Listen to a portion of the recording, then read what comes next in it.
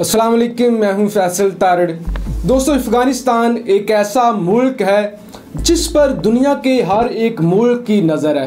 पहले यहाँ पर रूस ने कब्ज़ा करना चाहा जो कि नाकाम हुआ।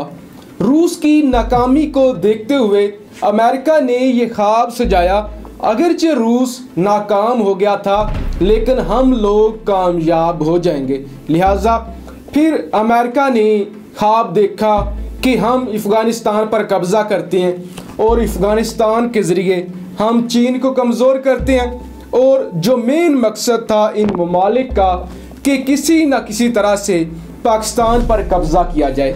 लिहाजा अब पाकिस्तानी अदारों को ये पता था कि अफ़गानिस्तान पर जो भी रूल करना चाहता है, इसका मतलब ये है, उसकी ये ख्वाहिश है कि वो पाकिस्तान पर कब्ज़ा करे और वो पाकिस्तान पर रूल करे। फिर इन ममालिक को एक परेशानी ये भी थी कि अगर इस खित्ते में अमन हुआ तो उसके नतीजे में चीन उभर कर सामने आ जाएगा। लिहाजा चीन को कमज़ोर करने के लिए और इसके अलावा एक खित्ते में जहाँ पे भारत भी है, पाकिस्तान भी है, दोनों एटमी ममालिक हैं, दोनों को कमज़ोर करने के लिए कहीं ये उभर कर सिर्फ़ और सिर्फ इन ममालिक का मसला तो ये है कि इनकी इकॉनमी अच्छी नहीं है। वैसे तो इनके पास लोग भी अच्छे हैं, सारे लाइक हैं, इंटेलिजेंट हैं, नौजवान हैं, एटमी पावर भी हैं, कोई इनको इशू नहीं है। इशू तो सिर्फ़ और सिर्फ ये है कि मैशत का है। मैशत तो किसी वक्त भी अच्छी हो सकती है, वो इतना कोई बड़ा मसला नहीं। चीन जैसा गरीब मुल्क अगर इतना अमीर बन सकता है कि दुनिया का दूसरा बड़ा मुल्क बन जाता है कर्जे देने वाला, और आइंदा आने वाले दिनों में चीन दुनिया की बड़ी मैशत बन जाएगा, तो ये तो कोई मुल्क भी कर सकता है। मलेशिया जैसा मुल्क, तुर्की, दीगर बहुत सारे मुल्क जो सिर्फ कानून अपने मुल्क में बेहतर करते हैं और कानून की हकमियत होती है और वो मुल्क आगे निकल जाते हैं। फिर पाकिस्तान एक ऐसा मुल्क है जिसके पास दरिया भी हैं और ऐसे दरिया जो कि सोना उगलते हैं।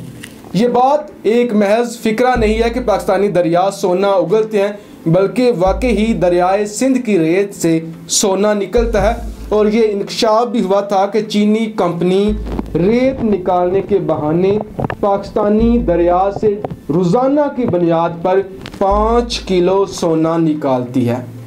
लिहाजा पहाड़ हैं, सरसब्ज़ मैदान हैं, रेगिस्तान है, उसके बाद एक ज़री मुल्क है और 60% आबादी इसकी नौजवानों पर मुहित है। लिहाजा हर मुल्क का अब ये ख्वाब था कि अफ़गानिस्तान के ज़रिए अफ़गानिस्तान पर कब्ज़ा किया जाए, उसके बाद पाकिस्तान पर कब्ज़ा किया जाए। अब इसका एक उन्हें ये एडवांटेज था कि हमें पाकिस्तानी समंदर मिल जाएगा, हमें पाकिस्तानी बंदरगाह मिल जाएगी और उस बंदरगाह के ज़रिए हम पूरी दुनिया पर रूल करेंगे, जो कि इंतहाई अहम, इस खित्ते की सबसे अहम बंदरगाह है। लिहाजा इस समेत बहुत सारी ऐसी चीज़ें थी जिसका ख्वाब लिए मुख्तलिफ ममालिक ने अफ़गानिस्तान पर कब्ज़ा करना चाहा। पहले सोवियत यूनियन ने, और जब सोवियत यूनियन नाकाम हुई तो अमेरिका ने नेटो के साथ मिलके, जो कि दुनिया के बड़े बदमाश मुल्कों का एक ग्रुप है जिसे नेटो कहते हैं, उसके ज़रिए अफ़गानिस्तान पर कब्ज़ा करना चाहा। लेकिन ये तारीख़ में लिखा जाएगा और अमरीकी ये बात मानते हैं और रूसी भी मानते हैं कि हम सिर्फ़ और सिर्फ इसलिए नहीं कामयाब हो सके अफ़गानिस्तान में क्योंकि उसके पीछे पाकिस्तान था, पाकिस्तान के अदारे थे, हमें तो पाकिस्तान ने कुछ नहीं करना दिया। वरना जितने भी जंगजू हैं, इनकी जुर्रत को सलाम, इनके हौसले को सलाम, ये अच्छा लड़ रहे हैं, लेकिन पाकिस्तान की मदद के अलावा ये कुछ भी नहीं थे, कुछ भी नहीं हैं। पाकिस्तान हमेशा दो तरफ से लड़ा है, अपना दिफा भी किया है और हमने अफ़गानिस्तान का दिफा भी किया है। लिहाजा यही वजह है कि अब अफ़गानिस्तान में अमन होने जा रहा है और अफ़गानिस्तान में एक नई हुकूमत तालिबान की शक्ल में बनती हुई नज़र आ रही है। लेकिन जैसे ही अमेरिका निकल रहा है तो कुछ ऐसी ताकतें हैं जो अपनी जगह बनाने में लगी हुई हैं कि जैसे ही अमेरिका निकलेगा इधर से हम कब्ज़ा कर लेंगे। उसमें से जो अहम ताकत है वो है दाइश। दाइश से जालिम, सफाक कोई जमात नहीं है, मज़हब का नाम इस्तेमाल करते हैं, लेकिन मैं आपके सामने बैठकर ये कहता हूँ कि ऐसे लोगों का कोई मज़हब से ताल्लुक़ नहीं है। लिहाजा अफ़गानिस्तान में जब अमन होने जा रहा है तो आज अफ़गानिस्तान एक दफ़ा फिर धमाकों से गूंज उठा है। आज दोबारा से अफ़गानिस्तान में धमाके हुए हैं, अफ़गानिस्तान का अमन तबाह हुआ है, और जिस कदर तबाही हुई है या जिस नौयत के धमाके हुए हैं उनके मुतालिक सोच कर रूह कांप जाती है। काबुल के अंदर सरकारी अस्पताल का जो मैटरनिटी होम है, यानी जहाँ पे छोटे बच्चे होते हैं, नौमौलूद बच्चों पर हमला किया गया है।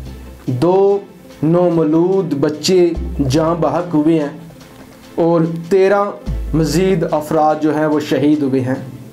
इसके अलावा अफ़गानिस्तान का सूबा नंगरहार, जहां एक जनाजे पर धमाका हुआ है, बम धमाका, जिसके नतीजे में 24 अफराद हलाक हुए हैं और 68 से ज़ायद ज़ख्मी हुए हैं। तो ये सूरत हाल है। पता नहीं किस तरह की मेंटालिटी है, किस तरह के लोग हैं, कितने सफाक लोग हैं जिनको शर्म भी नहीं आती। ये मुसलमान होने का दावा करते हैं, हालांकि इनका मुसलमानियत से ज़रा भी ताल्लुक़ नहीं। कौन सा दीन कहता है कि नौमौलूद बच्चों पर हमला करें? किस तरह के ये सफाक जालिम लोग हैं, कितने ये इंसानियत के दुश्मन हैं। पहले क्वेटा में हमला हुआ था, हमारे बच्चे शहीद हुए थे। आज अफ़गानिस्तान की अस्पताल में हजूर अलैहिस्सलाम ने फरमाया था बच्चों पर जंग में हमला नहीं करना, मजहबी जो जगह हैं उन पर हमला नहीं करना, अस्पतालों पर हमला नहीं करना, औरतों पर हमला नहीं करना, बूढ़ों पर हमला नहीं करना, और फिर जनाजों पे हमले हो रहे हैं। ये किस तरह की कोई यजीदी कौम है जो जनाजों को भी नहीं छोड़ती। अजीब इन लोगों की मेंटालिटी है। जिस कदर इसकी मजम्मत की जाए वो कम है। हुकूमत पाकिस्तान की जानब से भी मजम्मती नोट सामने आ चुका है और इसमें लगता ये है कि दाइश का हाथ है, क्योंकि आज अफ़गानिस्तान की सिक्योरिटी फोर्सेस ने जनूबी एशिया का जो कमांडर है दाइश का, जिसका नाम अबू उमर खरासानी, और उसके 3 इंतहाई अहम बंदे, उनको गिरफ़्तार कर लिया है। लिहाजा दाइश ये बताना चाहती है कि हम अफ़गानिस्तान में मौजूद हैं, हम भी स्टेक होल्डर हैं, हमसे भी बात की जाए। एक खबर जो गुज़श्ता दिन से चल रही है कि अमेरिका के इंतहाई अहम बंदे अगवा हुए हैं और अमेरिका ने कहा है कि तालिबान के पास अगर ये बंदे हैं तो वापस कर दिए जाएं, जबकि तालिबान की जानब से जो मौक़िफ़ सामने आया है, तालिबान ये कहते हैं कि ये बंदे हमारे पास नहीं हैं, हमने गिरफ़्तार नहीं किए। इसका मतलब ये है कि वो भी दाइश के कब्ज़े में है। लिहाजा दाइश सारे उठा रही है। अगर इनको ना रोका गया तो ये सिलसिला बढ़ता जाएगा और ये पाकिस्तान में भी अल्लाह ना करे दाखिल हो सकती हैं। लिहाजा अभी से इनको रोका जाना चाहिए। अफ़गानिस्तान में हर हाल में अमन होना चाहिए और खित्ते में अमन के लिए और भारत को सबक सिखाने के लिए एक दफ़ा कमर बाजवा और इमरान खान साहब मुतहरक हो चुके हैं। कमर बाजवा एक्शन में आ चुके हैं। एक ही दिन में उनकी बात हुई है ईरानी आर्मी चीफ से और उन्होंने उन्हें कहा है कि हमारे आपकी सरहद के करीब बंदे मारे गए हैं, आप कुछ लिहाज करें, आप हमारे साथ ताउन करें और मुकम्मल तौर पे इस तरह के लोगों का सफाया होना चाहिए। लिहाजा ईरान ने पाकिस्तान को ये यकीन दिलाया है कि उनकी सरजमीन भी इस्तेमाल नहीं होगी, वो भारत के ख़िलाफ़ भी और क्वेटा के अंदर, बलूचिस्तान के अंदर भी जो दहशतगर्द हैं उनके ख़िलाफ़ पाकिस्तान की मदद करेंगे। इसके अलावा आज आर्मी चीफ की चीनी सफ़ीर से मुलाकात हुई है।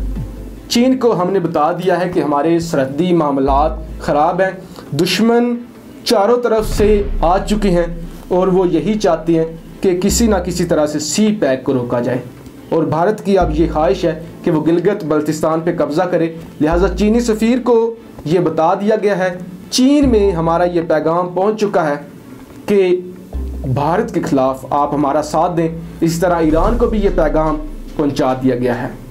लिहाजा एक जानब जो माहिरीन हैं वो ये कहते हैं कि जून और जुलाई के महीने में बेशुमार अमवात होंगी और पीक पे होगा कोरोना भारत के अंदर, दूसरी जानब भारत पे जंगी जुनून है, लिहाजा सूरत हाल इंतहाई मुख्तलिफ हो चुकी है, अफ़गानिस्तान के हवाले से भी, पाकिस्तान के हवाले से भी और भारत के हवाले से भी। अब आने वाले दिन इंतहाई अहम है, इंतहाई फ़ैसला कौन है। पाकिस्तान के अदारों ने बड़े फ़ैसले करने हैं और बड़े एक्शन लेने हैं। पाकिस्तान जिंदाबाद।